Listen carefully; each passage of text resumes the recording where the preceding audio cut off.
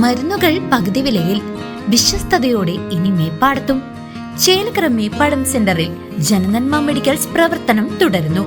ഉതുവടിക്കും പാഞ്ഞാളിനും പിന്നാലെ നന്മ മെഡിക്കൽ ഗ്രൂപ്പിന്റെ ഏറ്റവും മികച്ച സേവനങ്ങൾ ഇനി മേപ്പാടത്തുകാർക്കും സ്വന്തം. ബ്രാൻഡഡ് മരുന്നുകൾക്ക് 10% മുതൽ വിലക്കിഴിവും ജനറിക് മരുന്നുകൾക്ക് 50% ലാഭവും ഞങ്ങൾ ഉറപ്പു നൽകുന്നു. മരുന്നുകൾ ഓർഡർ ചെയ്യാൻ കുറിപ്പടികൾ വാട്സ്ആപ്പ് ചെയ്താൽ മതി. സൗജന്യ ഹോം ഡെലിവറി സൗകര്യവും ലഭ്യമാണ്. കുറഞ്ഞ നിരക്കിൽ മികച്ച ചികിത്സാ സഹായം. അതാണ് ജനനന്മ. ജനനന്മ മെഡിക്കൽസ്, മേപ്പാടം സെന്റർ, ചേലക്കര. തിരുവില്ലോമല പറക്കോട്ടുകാവ് ഭഗവതി ക്ഷേത്രത്തിലെ താമ്പൂല പ്രശ്ന പരിഹാര ക്രിയകൾ സമാപിച്ചു. തന്ത്രി വിഷ്ണു ഭട്ടതിരിപ്പാടിന്റെ കാർമ്മികത്വത്തിൽ നടന്ന ചടങ്ങുകളിൽ നൂറുകണക്കിന് ഭക്തജനങ്ങൾ പങ്കെടുത്തു.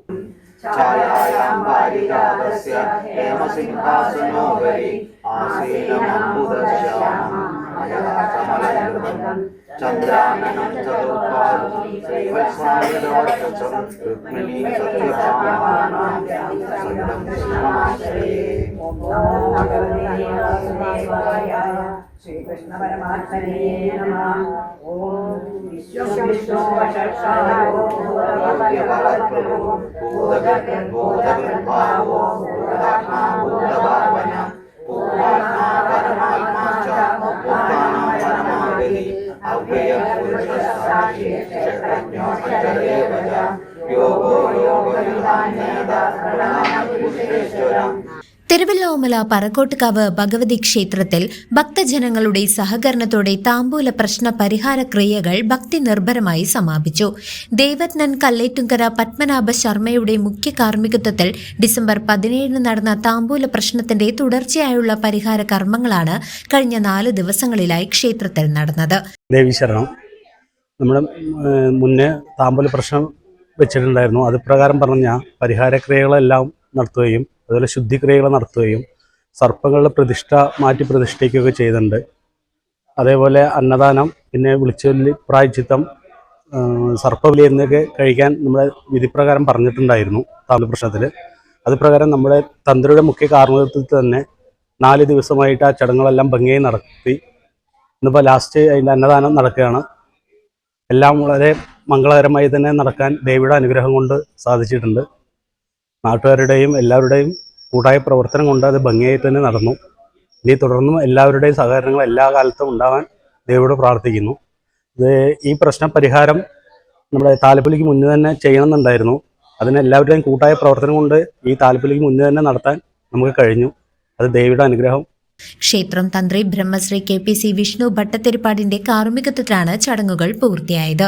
ചൊവ്വാഴ്ച ബ്രഹ്മരക്ഷസ്, നാഗങ്ങൾ എന്നിവയുടെ പ്രതിഷ്ഠയും പാതിരിക്കൽ ബ്രഹ്മശ്രീ നീലകണ്ഠൻ നമ്പൂതിരിപ്പാടിന്റെ നേതൃത്വത്തിൽ സർപ്പബലിയും നടന്നു.